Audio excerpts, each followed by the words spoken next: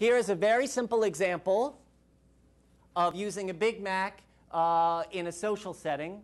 And I like this example as a place to start because here we have a young boy who is not using a Big Mac to say his name or to sing a song. He's using his Big Mac to cheer. Yay, go team go. You're doing a great job. Keep it up. Yay, go team go. You're doing a great job. Keep it up. Okay?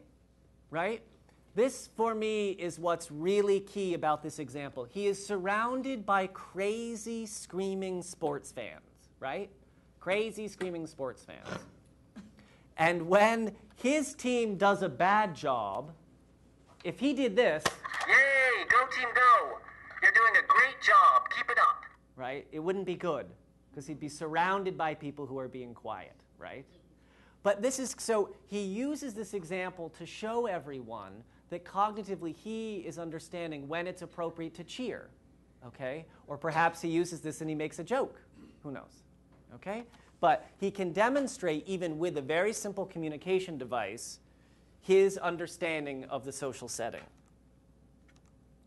So here is something, if some of you are new to this, you want to go to this resource about social scripting. Social scripting is what you will use to be able to construct really beneficial, useful scripts to record on these devices. Okay? Joke telling, sharing life stories, conducting an interview, introducing an activity. Okay? The reality is, if you think about it, this whole session could be done on AAC devices, which maybe someday we should try, Cindy, you and I together. That would be fun. Okay? We'd use them all. Okay? So this website, aacintervention.com, is literally loaded with resources. And if you've never been, you need to go. Okay? Ideas and tips, many more ideas than we could ever cover today. I just wanted to let you know about this. So, because here are some communication ideas, right? Again, we're just looking at a Big Mac. We're in the grocery store. Let's stick with our Big Mac here. Milk, juice, water, beer, wine, whiskey. That's not a grocery store here, right? No. Some countries you can get all that in one store. Whiskey? Quebec? Seriously, apparently Quebec. Whiskey? Oh, Whiskey? excuse me. This is a Big Mac, not a step-by-step. I thought I grabbed a step-by-step, right? So what I was doing was recording my list of groceries. So if I went grocery shopping with the individual with the disability, they could list out the groceries for us, okay? So now environmental control. And we have very sophisticated EasyTech environmental control products, which you might see in someone's home. An example might be a C-Care, where you talk into a device and it can control the lights and the doors, okay? We have a new line of products that we bring to North America called Possum Products, and they do the same thing. What I thought we'd talk about here today, which would be more relevant in the classroom, are these EasyTech environmental control products, okay? So here we have, does anyone know what that up there is called? Thank you, who said that? Getting prizes, right? That's a battery device adapter, and that lets us adapt any toy that has an on-off switch to work with a switch, okay? Just like we see there.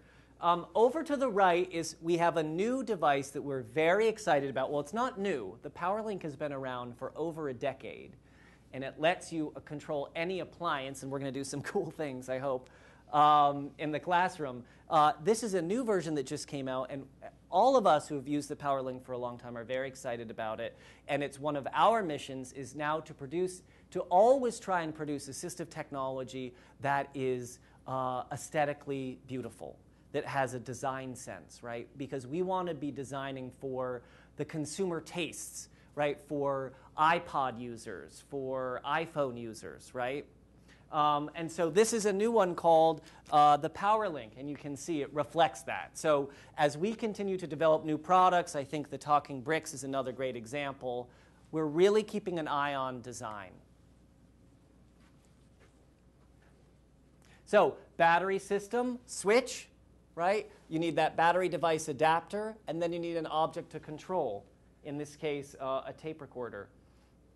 Here is how you would adapt a toy. In this case, it's just a cow, and when you turn it on, it moves, and you're doing this in really 3 steps. 1, you open up the door. 2, you put in the battery device adapter, which is the copper plate with a plug on the end. And 3, you close the door. We've added something fancy here called a file that lets that wire come in and out really easily. Here is a challenge for you, and I want everyone to take a note of this, okay?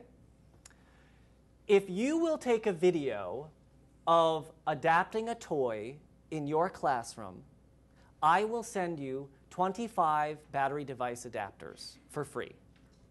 But it's the first person who does it. And I want to show you, my friends, a YouTube video where they loved the idea, but they even took it one step further. First of all, they added music, which I love. This is all, again, a Spanish example. And they took it to the next level.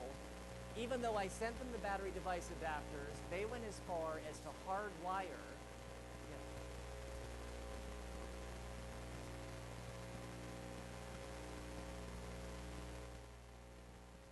Hear this music. You're missing out. It's good music. So you need a toy with an on-off switch. That's it. Nothing more complex. Okay? You need a switch.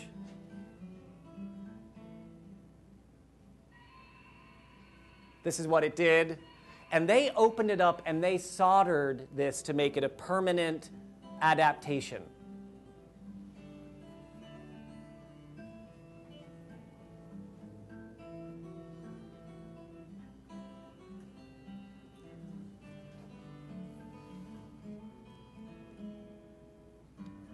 Okay, who's getting nervous about this part? Good. This is why I want to show this. It's okay that you're getting nervous about this part. That's why we make battery device adapters, so you don't have to do this, okay? And again, I don't know if we have one here, Cindy. We might not. The battery device adapter is less than $20, you know. It's in the dinosaur. We'll look at it later, right? So that it lets you just slip in the disc between the battery, okay, so that you can plug in a switch. Okay? So here's the challenge. If anyone, so I actually don't want you to do this. They of course, went beyond what I was hoping they would do. Now they've produced something that's so great, but if you will take a video of adapting a toy, I will send you 25 battery device adapters, okay? And put it on YouTube. Done? Okay. You have to send me...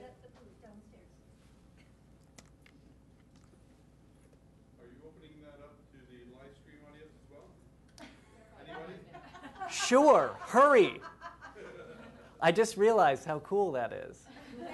Go for it, someone's right now. Actually, that would be so great. Absolutely. And in fact, if they finish posting a video on YouTube of adapting a toy before, when do we end? 4:30. We'll send you 35 battery device adapters. That's very cool. Okay. Let's see. Good. So PowerLink. So again, we looked a little bit, and as Cindy pointed out, we do have this wonderful toy right here, and I'm going to show you something about your little step-by-step. So this is a sequential message device, right? Okay. But sometimes you want it to turn something on. So I've plugged in my toy that has a battery device adapter in it, which took 10 minutes to do. And now I'm going to tell this device when to make the toy move, okay? For those of you who have ever used a sequential device like a Little Mac, and I remember I was giving a session in New Zealand, and this woman said to me, "You cannot show me anything about that device that I don't already know. I've had one in my classroom for 10 years. And I said, okay. Watch this. And it's this simple. And this is an example of how these products can do more than people think. So most of the time, they just hit their device and the toy moves. I'm going to program it with something a little bit more sophisticated. Hey, watch this. I'm going to make this toy move. Are you watching? Come on, everyone look down here. Look at that. Look at him move around. That's fun. We should adapt some more toys. That was great. Do you want to do it again? Okay, so in the first two messages, I'm just communicating. I'm just trying to get your attention, right? Hey, watch this. I'm going to make this toy move. Second message. Are you watching? Come on, everyone look down here.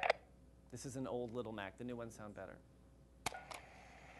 Look at that. Look at it move around. That's fun. We should adopt some more toys. That was great.